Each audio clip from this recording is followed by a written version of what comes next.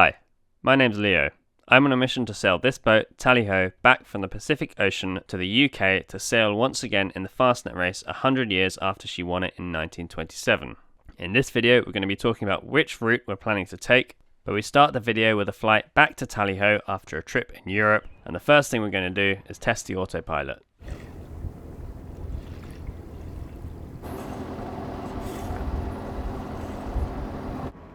Okay, so we're just taking Tally-Ho out to see how the rudder feels. Now it's moving so much more freely, and see if that has helped make the autopilot work any better, because beforehand it was sending us in a really wiggly course, and I think part of the problem might have been that it was taking so much force from the trim tab to actually move the rudder. So now the rudder moving much more easily, and we'll see what the autopilot does. So this is the trim tab lever arm, and as you can see, when I move this by hand, it moves the rudder in the opposite direction. So I'm going to clip on the autopilot arm and hit auto and see what it does. And the key thing we'll be looking for is whether the course that it charts on the GPS is straighter than it used to be.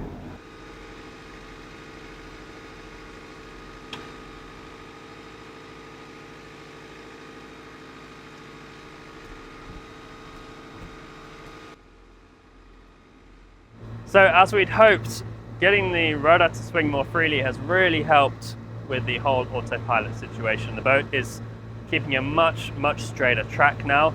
Even just using this pretty budget Simrad autopilot, which is certainly not top of the line, it's steering the boat on a really straight course, so I'm really happy with that. I may in the future upgrade this to a better unit, but for now this is working, and it proves the concept of the trim tab really well, so I'm really pleased.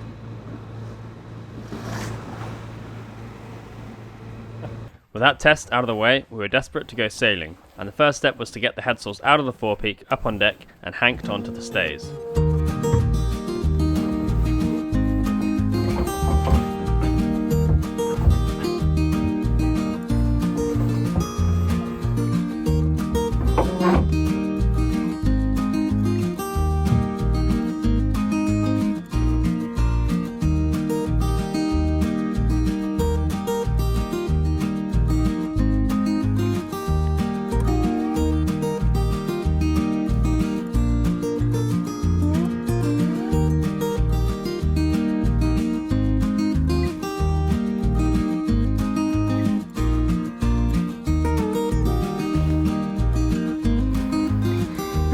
We're away! Finally! Finally!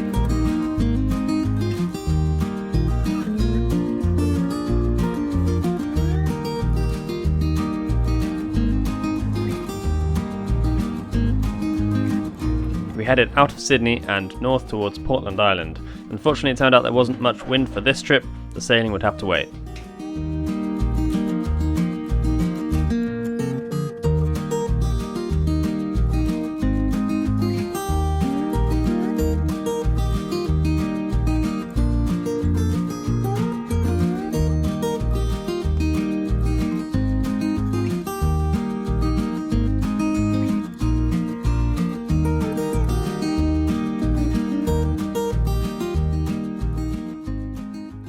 Okay, so we're going to talk about the different routes we could take to get back to the UK and which one we've chosen. But first I thought I'd take this opportunity to reintroduce Marit, because she was introduced briefly in a video when we were back in the San Juan Islands, but there was a lot of crew there then, and I don't think she got the introduction she deserves. So this is Marit, and do you want to say a few words about yourself? Sure. I'm Marit. I am from Washington State. Been living in Port Townsend for about 5 years. I'm a video producer and a musician, a violinist, and a violist, and all sorts of other things too. Marit's being quite modest. She's actually very skilled in multiple different things, and pretty hardcore as well. When we first met, she was living completely off-grid in the woods on the Olympic Peninsula. and has also had pretty successful careers as both a video producer and as a musician touring around the world. Has also done a lot of work with homeless youth and has owned a wooden boat previously and all sorts of other stuff. And she's been an amazing crew on Tally Ho so far, especially to have her expertise on plants and animals. She's often to be found wandering around islands harvesting herbs and mushrooms and that sort of thing. And we're looking forward to lots more sailing and adventures together. Yeah. So, the routes back to the UK. A while ago I talked about 4 different options. There was the northern route, which was the Northwest Passage. The eastern route would be going through the Panama Canal. The southern route would be going around Cape Horn, and the western route would be going across the Pacific and that direction around the world. We're going to talk about the northern route and the eastern route a bit later, but right now I'm going to talk about the southern route, Cape Horn, and the western route across the Pacific. And both of these routes we've actually ruled out as possibilities. Do you want to tell the audience why? Yeah, totally. Although they're very enticing, we decided that with only so much time between now and Fastnet, it wouldn't give us enough time if we went either of those routes to really explore and enjoy those areas of the world. And so we decided to rule them out for now, for this journey, because of time, basically. Yeah.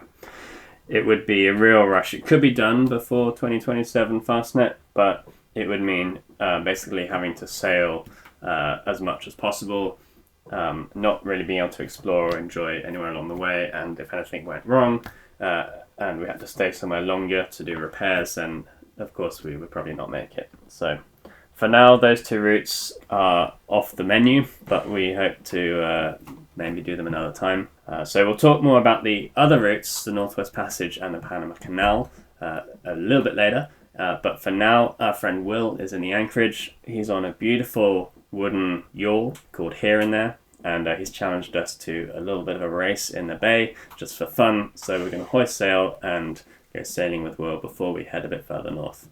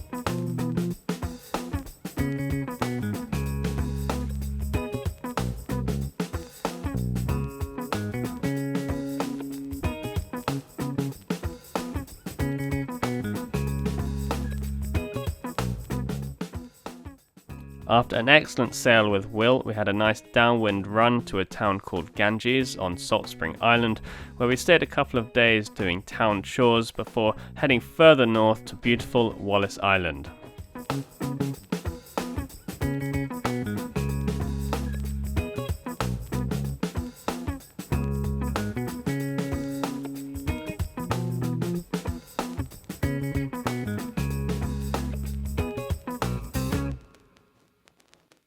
So it's time to talk about the other possible routes that we could take to sail from the Pacific Ocean back to the UK in time for Fastnet 2027. Now, many of you will know that I have been very excited about the potential for sailing the Northwest Passage. That is, of course, the route that goes north of Canada and comes out between Canada and Greenland, and effectively is the shortest route actually to get into the Atlantic Ocean from this part of the Pacific. Sailboats do make it through the Northwest Passage almost every year now, but it's still possible that the ice may not open up at the right time in the right place, and it's certainly one of the most remote and unforgiving environments you can take a wooden boat to. Now, I thought long and hard about taking tally-ho through the Northwest Passage, and I spoke to several people who have done it, got some advice, thought longer and harder about it, and in the end I decided that it's not meant to be right now. I think it's just too much of a risk with a boat that I don't know that well yet, with systems that have not been tested on ocean passages, which haven't been tested for really long distances. I do think it could be done, and I really was thinking about taking that risk, but the other part of it is that if we attempted the Northwest Passage, we'd have to be really leaving right now, and there is actually quite a bit of work that would have to happen before we could leave, including adding some kind of ice sheathing to the hull around the waterline, because there are places where you sometimes have to go through very thin ice right at the surface of the ocean, and it can actually kind of cut almost like a saw through the hull at the waterline. So even if you don't actually hit any big lumps of ice, that very thin ice can do a lot of damage to a wooden boat, or any boat, if it's not sheathed correctly. There'll be quite a few other jobs that would have to happen before we could attempt the passage this year as well. And when I found myself planning all those jobs seriously and working out what it would take, I actually found myself getting pretty stressed, just as stressed as I was during the rebuild. And I was pretty stressed during a lot of the rebuild.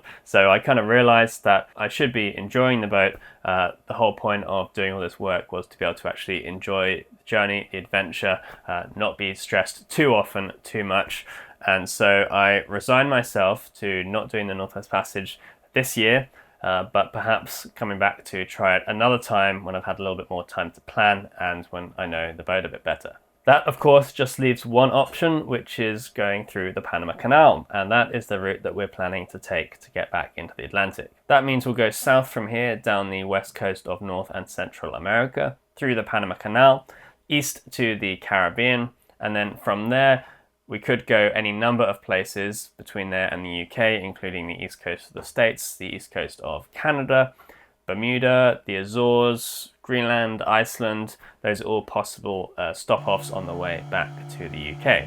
Now, although this route is a bit shorter than going west around the world or south around Cape Horn, it's still a really long way, and although it's maybe not as extreme as going around the Northwest Passage, it does have some great advantages. One of which is that in the Caribbean, if we can get there, because it'll involve some pretty hard upwind sailing between Panama and the Eastern Caribbean. I have some family in Antigua and a bit of history there from when I sailed there on my previous folk boat, and there'll be some races in Antigua and the Caribbean which could be very good practice and could also potentially be qualifying races for the Fastnet. Also, I'm really excited about seeing a wide variety of landscapes and cultures on this route, from the Sea of Cortez to potentially stopping in Greenland or Nova Scotia, the Caribbean of course, and the Panama Canal itself I think will be quite exciting, potentially a little bit dangerous.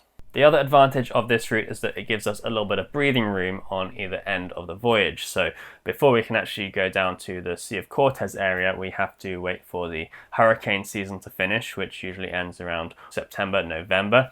So that gives us another summer, which we can spend sailing around, enjoying this really beautiful area, but also doing jobs on the boat to get ready for these offshore passages. At the other end of the passage as well, it gives us a little bit more leeway. Once we're in the Atlantic Ocean, we have a little bit more time to choose where we go on the way back to the UK, or we could go straight back and have a little bit of time in the UK to prepare for the race. A lot of people have been asking me who's going to crew on Tally-Ho for this voyage.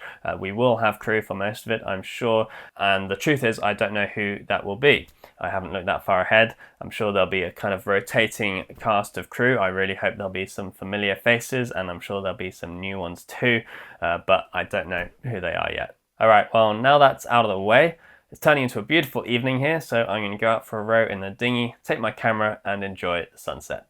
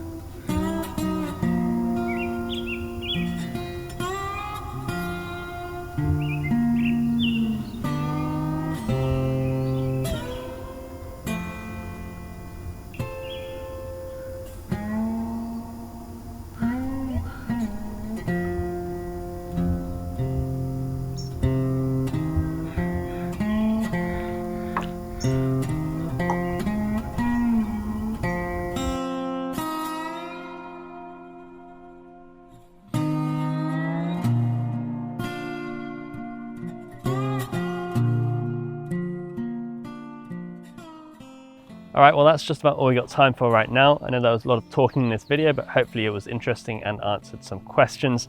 And we've got a lot of really exciting stuff coming up in the next few weeks as we head further north for the summer. For now though, thanks a lot for watching, and a massive, massive thank you to everyone who has donated or otherwise supported this project and channel. It does make a huge difference. It means we're able to keep on sailing and maintaining this boat, and it means we're able to keep on making and editing these videos. So I really, really appreciate it. And I'll see you next time. Cheers.